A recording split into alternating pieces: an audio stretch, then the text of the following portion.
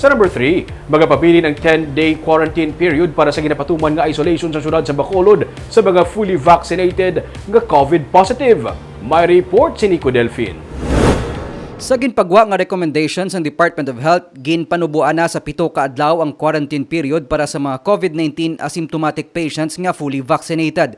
Pero suno kay Ang, Executive Director sang Bacolod Emergency Operations Center, magapabilin gihapon sa napulo ka adlaw ang ginapatuman nga quarantine period para sa mga COVID-19 positive sandigman sa nangin recommendation sa mga infectious disease specialist. Pero ang consensus siya sa Emergency Operations Center is we will stick with the 10 days. That is also in consultation sa aton mga infectious disease specialists. Ginapasugtan man ang hospital supervised home care isolation, pati home isolation sa mga nagpositibo sa virus. Pero ini magadepende sa gihapon sa assessment sang EOC kag monitoring sang barangay health unit.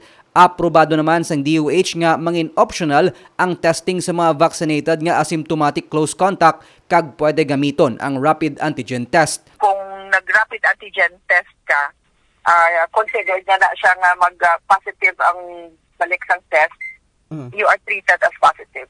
Dugang sa nangin rekomendasyon sang DOH nga hindi naman mangin prioridad ang contact tracing bisan pa nagasaka ang COVID-19 cases sa pungsod.